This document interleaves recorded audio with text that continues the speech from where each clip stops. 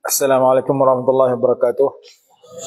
Alhamdulillahi rabbil alamin wassalatu wassalamu ala sayyidina Muhammad wa ala alihi wa sahbihi barik wasallim. Amma ba'du, alhamdulillah. Kalau tadi kita berpeluang menziarahi Imam Al-Bukhari rahimahullahu taala yang merupakan imam nombor 1 hadis di dunia, maka pada petang ini kita berpeluang alhamdulillah menziarahi maqam Al-Imam Abu Mansur Al-Maturidi rahimahullah yang merupakan imam nombor 2 bagi akidah golongan ahli sunnah wal jamaah seluruh dunia. Imam nombor 1 dikebumikan di Baghdad, iaitu Al-Imam Abul Hasan Al-Ash'ari rahimahullahu ta'ala, yang datang kemudian. Imam Maturidi lebih dulu, kemudian Imam yang datang belakang dan meninggal dunia. Dan Imam Abul Hasan Al-Ash'ari, beliau berketurunan Abu Musa Ash'ari radhiyallahu anhu. Abu Mansur Al-Maturidi, beliau berketurunan Abu Ayyub Al-Ansari radhiyallahu anhu, yang sahabat yang dikebumikan di Turki, yang rumahnya menjadi tempat tinggal Nabi SAW ketika sampai di Al-Madinatul Munawwarah sebelum baginda membina Masjid Nabawi. Jadi daripada keturunan Abu Ayyub Al-Ansari radhiyallahu anhu lahir Imam Abu Mansur Al-Maturidi. Gelaran beliau ialah Imamul Huda, imam membawa petunjuk, Imamul Mutakallimin, imam kepada ilmu kalam, wa musahhiha aqaidil muslimin, yang memperbetulkan akidah umat Islam, Rais Ahli Sunnah, ketua kepada Ahli Sunnah, Imam Ahli Sunnah wal Jamaah, Syekh kepada Ahli Sunnah wal Jamaah, qudwah ikutan Ahli Sunnah wal Jamaah, rafi'u a'lam Sunnah wal Jamaah, orang yang mengangkat bendera Ahli Sunnah wal Jamaah, wa qali'u adalil fitnati wal bid'ah, penghapus penentang kepada kesesatan dan fitnah dan bid'ah, Syekhul Islam. 10 gelaran yang diberikan kepada Imam Abu Mansur Al-Maturidi. Dalam banyak kitab-kitab besar yang dikarang oleh ulama Ahli Sunnah wal Jamaah, seperti kitab Syarah kepada Ihya Ulumuddin 14 jilid, nama dia Ittihaf Usalatul Muttaqin. Pengarang kitab tersebut Imam Murtada Az-Zabiri rahimahullah menyatakan, apabila digunakan perkataan Ahli Sunnah wal Jamaah, maka maksudnya adalah mereka yang mengikut Imam Abul Hasan Al-Ash'ari dan Imam Abu Mansur Al-Maturidi. Kenyataan itu disokong oleh Imam Ibn Hajar Al-Asqalani dalam kitabnya Az-Zawajir, dan ramai ulama dunia yang menyusun kitab yang menyatakan sedemikian. Dan dalil dalam Al-Quran yang membuktikan benarnya Ahli Sunnah wal Jamaah ini, Allah berfirman dalam satu ayat yang berbunyi, yauma tabyaddu wujuhun wa taswaddu wujuh, pada hari akhirat kelak akan berseri, bercahaya, bergembiralah, putihlah wajah sekumpulan manusia dan akan hitamlah wajah sekumpulan yang lain. Ditafsirkan dalam tafsir Ibn Katsir, begitu juga dalam tafsir Qurtubi, wajah yang putih berseri ceria dan gembira itu ialah wajah golongan Ahli Sunnah wal Jamaah.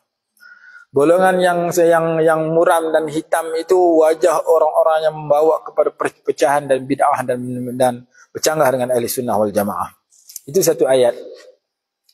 Ayat yang kedua, ayat 54 surah Al-Maidah, fasawfa ya'tillahu biqaumin yuhibbuhum wa yuhibbunah. Kaum yang cinta kepada Allah dan Allah cinta kepada mereka. Ketika ayat ini turun, dalam tafsir Ibn Katsir menyatakan mereka yang mengikut Sayyidina Abu Bakar As-Siddiq radhiyallahu ta'ala anhu dan sahabat-sahabat berikutnya. Tafsiran kedua, mereka yang mengikut Imam Abu Musa Ash'ari radhiyallahu ta'ala anhu, dan daripada beliaulah lahirnya Imam Abu Hasan Al-Ash'ari, yang dibuat perjuangan beliau, riwayat hidup beliau, usaha beliau dalam menyebarkan Ahli Sunnah wal Jamaah ini lebih daripada 2,400 muka surat, 4 jilid, 1 jilid lebih kurang 600 muka surat, menceritakan satu tajuk, iaitu Abul Hasan Al-Ash'ari. Sementara kitab yang kedua, ulama yang kedua, Abu Mansur Al-Maturidi, dia mengarang kitab Ta'wilat Ahli Sunnah wal Jamaah, tafsir Ahli Sunnah wal Jamaah, bagi membela akidah Ahli Sunnah wal Jamaah. Maka Abu Mansur Al-Maturidi rahimahullahu ta'ala salah seorang ulama yang Allah kehendaki berdakwah di sini dan menyebarkan Islam di sini. Dan satu hadis yang menunjuk benarnya akidah Ahli Sunnah wal Jamaah Abu Mansur Al-Maturidi dan Abu Hasan Ash'ari, Nabi SAW bersabda, dan hadis ini disebut dalam Tarikhul Kabir, begitu juga kitab-kitab lain, Sesungguhnya maksud hadis itu, sesungguhnya akan dibuka kota Istanbul. Sebaik-baik ketua-ketua yang membuka kota tersebut, sebaik-baik tentera-tentera yang membuka kota tersebut, maka kota Istanbul dibuka oleh Sultan Muhammad Al-Fatih. Sultan Muhammad Al-Fatih di segi akidahnya ahli sunnah wal jamaah, imamnya Imam Abu Mansur Al-Maturidi. Di segi fiqahnya dia bukan tidak terikat dengan mazhab, tetapi beliau pengikut kepada satu mazhab yang tertentu yang muktabar. Mazhab beliau adalah mazhab Abu Hanifah. Menunjukkan bahawa pentingnya kita mengikut mazhab tertentu, ulama mujtahid tertentu. Kita di Nusantara ikut Imam Syafi'i, di sini ikut Imam Abu Hanifah, di sebagian tempat ikut Imam Malik, sebagian tempat ikut Imam Ahmad ibn Hanbal.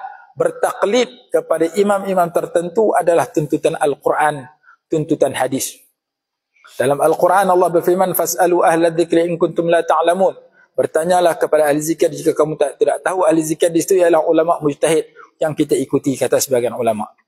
Jika kamu tidak sampai, kamu merupakan orang awam ataupun kamu orang alim yang tidak sampai kepada darjat untuk memetik hukum daripada Quran dan hadis ataupun berijtihad, wajib bagi kamu berdoa, wahai orang awam dan wahai orang alim yang tidak mampu berijtihad, bertaklid kepada ulama mujtahid. Itu tafsiran ayat tersebut. Maka ayat Quran suruh kita bertaklid. Taklid mana kita mengikut tanpa mengetahui dalil dalam bab fiqh. Dan di dalam hadis juga disuruh kita ikut golongan yang ramai, alaikum bisawadil a'zam, golongan yang teramai, yakni orang-orang yang mengikut ulama yang berpegang dengan golongan ahli sunnah wal jamaah, atau dengan golongan berpegang dengan Al-Quran dan hadis. Alaikum bil jamaah, hendaklah kamu mengikut jamaah. Ditafsirkan oleh sebagian ulama dalam kitab Al-Madhhabiyah, yakni jamaah ahli sunnah, jamaah ahli hadis wal fiqh, ahli hadis dan fiqh. Maka sebelum nak jadi ahli fiqh, mereka terlebih dahulu menjadi ahli hadis. Imam Abu Hanifah ada musnad Imam Abu Hanifah, Imam Ahmad ada musnad Imam Ahmad, Imam Syafi'i ada musnad Imam Syafi'i, Imam Malik ada kitab Muwatta. Kesemuanya pakar dalam bidang hadis sebelum mereka menceburi dalam bidang fiqh, dan mereka membawa mazhab yang menjadi pengikut-ikutan seluruh dunia. Maka hadis itu menjelaskan bahawa ahli sunnah ini benar. Buktinya kerana Nabi SAW memuji Sultan Muhammad Al-Fatih yang membuka negara Turki, yang membuka kota Istanbul. Sultan Muhammad Al-Fatih seorang yang beraqidah ahli sunnah wal jamaah. Beliau aqidah Abu Mansur Al-Maturidi. Beliau adalah pengikut mazhab yang tertentu, bukan tidak terikat dengan mazhab. Bukan golongan yang al-mazhabiyah, tak mau kepada mazhab. Dan beliau adalah golongan ahli tasawuf. Diriwayatkan bahawa beliau tidak pernah meninggalkan qiyamul lail seumur hidup. Itulah tiga sifat yang ada pada Sultan Muhammad Al-Fatih. Dan yang keempat, beliau adalah orang yang mengajak masyarakat di zamannya agar patuh dan berada di dalam pentadbiran khilafah Islamiyah Uthmaniyah. Kerajaan Islam Osmaniyah, anak kerajaan Islam, mengajak mereka mentadbir negara dengan khilafah Islamiyah, dengan pentadbiran secara Islam. Inilah empat sifat penting yang ada kepada Sultan Muhammad Al-Fatih dan tenteranya yang dipuji oleh Nabi SAW. Maka keempat-empat itu perlu ada kepada diri kita supaya kita tidak menyeleweng di jalan yang salah. Yang pertama, akidah ahli sunnah wal jamaah. Yang kedua, kita mengikut mazhab tertentu daripada mazhab fiqh yang mu'tabar. Yang ketiga, kita mempelajari dan menghayati ilmu tasawuf yang murni, yang mustanir, yang bercahaya, yang benar. Yang keempat, kita perlu mengajak diri kita dan masyarakat supaya mentaati peraturan Allah secara menyeluruh dalam bab individu, keluarga, masyarakat, negara dan dunia. Itulah yang ada pada diri Sultan Muhammad Al-Fatih yang dipetik oleh ulama dan dipuji oleh Nabi SAW. Maka alhamdulillah pada petang ini kita berpeluang menziarah salah seorang ulama tokoh ahli sunnah dunia. Yang nombor dua, setelah yang pertama Sultan Syekh Abu Hasan Ali Abul Hasan Al-Asy'ari rahimahullahu taala. Mereka bukan pencipta tauhid, mereka menyusun ilmu tauhid. Ilmu tauhid sudah ada ketika datangnya Nabi Adam alaihissalam.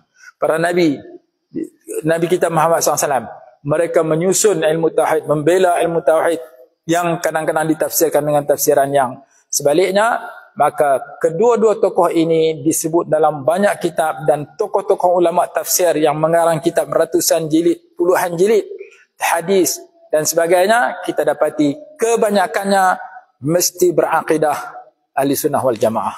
Sebutlah mana-mana tokoh yang terkenal yang majlis kita rujukan mereka dalam bidang tafsir hadis, fiqh, lughah, bahasa, nahwu, sharah dan sebagainya.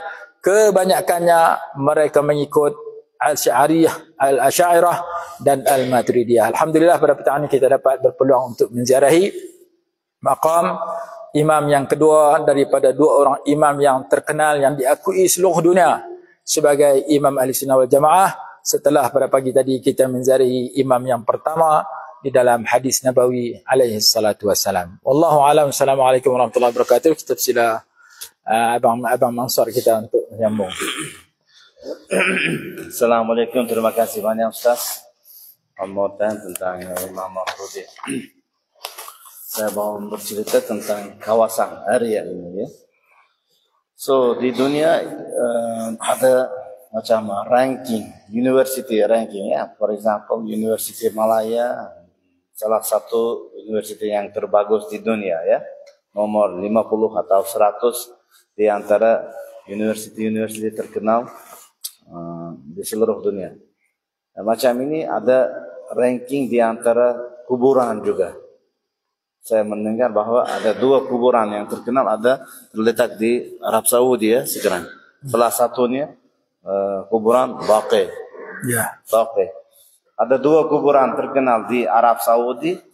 Nomor ketiga kuburan dengan ranking ini Anda sekarang berada di sini. Nama kuburannya Chokardiza. Total area 20 hektar. Chokardiza kuburan. Kenapa nomor ketiga di antara kuburan-kuburan terkenal? Lebih banyak 40.000 orang. 40.000 orang, nama mereka hampir Muhammad, Ahmad, hanya Muhammad dan Ahmad. Darjah level mereka hampir sama dengan Imam Maturidi, Imam Bukhari, dikuburkan di sini. Selama 1000 tahun, 40.000 orang dikuburkan di sini. Hanya salah satunya Imam Maturidi di sini. Imam Bukhari meninggal dunia pada tahun kira-kira 870 dan Imam Maturidi lahir. Ya. Dan kalau Imam Bukhari menulis hadis, Imam Maturidi tentang mazhab dan Al-Hidayah, menulis buku Al-Hidayah, Tauhid. Dan tentang ini. Selama 1000 tahun di sini hanya ilmuwan harus dikuburkan. Kalau raja pun meninggal dunia, dia tidak boleh dikuburkan dekat sini. Ya. Hanya ilmuwan yang memberi perhatian untuk berkembang agama Islam, hadis ini yang boleh.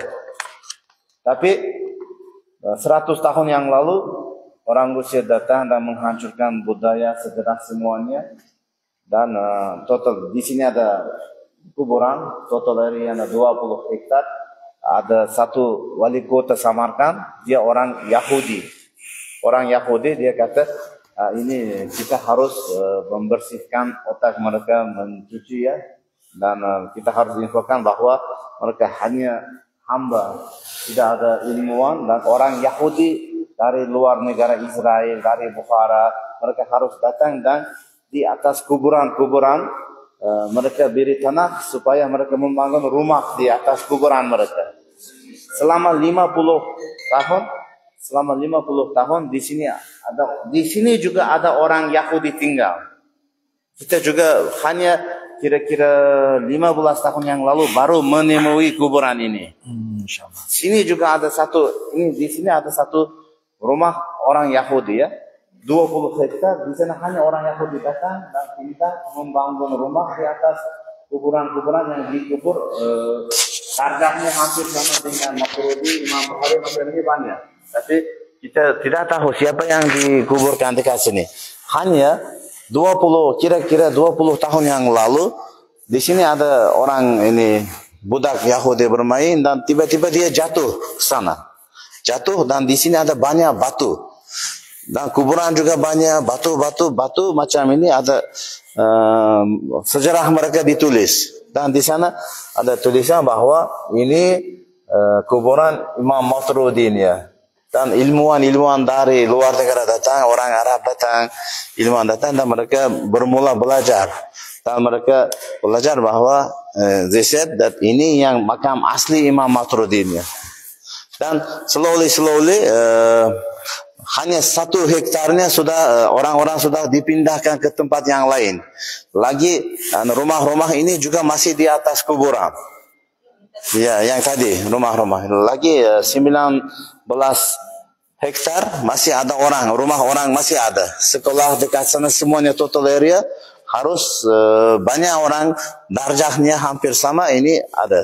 Kita hanya tahu tentang Imam Al-Bukhari, Imam Maturidi di sini saja. Ya, ini juga hanya 20 tahun yang lalu kita baru menemui dengan ada sejarah yang ditulis di atas batu. Dan juga salah satu Abullah Samarkandi ada kuburannya juga dekat sini. Insyaallah mungkin kita berjalan ke sana juga. Orang Yahudi mereka specially khas dengan tujuan khas datang membangun rumah-rumah ya di atas kuburan. Dan darjahnya macam hampir Maturidi hampir sama kira-kira 40.000 orang ada di sini ada dalam buku. Banyak buku dari sini sudah dihantar ke Rusia atau banyak buku yang sejarah ya dalam bahasa Arab sudah dibakar. Oleh sebab itu kita tidak tahu siapa yang ada apa mereka buat untuk berkembang agama Islam. Ya, so Uzbekistan ini tanah ini sudah beberapa penjajah ya, dijajahi oleh beberapa musuh. Oleh sebab itu kalau ada Genghis Khan datang, dia menghancurkan bangunan dan bakar semua buku sejarah. Yang lain datang, orang Rusia terakhir datang membakar buku dan dihantar orang ilmuwan dihantar ke Siberia supaya mereka meninggal dunia di sana. Siberia negara yang sejuk sekali. Ada sepanjang tahun ada salji tingginya 3 meter, 5 meter di sana kita harus meninggal dunia. Oleh sebab itu banyak dihantar ke sana juga kalau ilmuwan. Dan kita terpaksa lupa dan menjadi ateis. Tapi banyak orang ilmuwan sudah tinggal di seluruh Uzbekistan.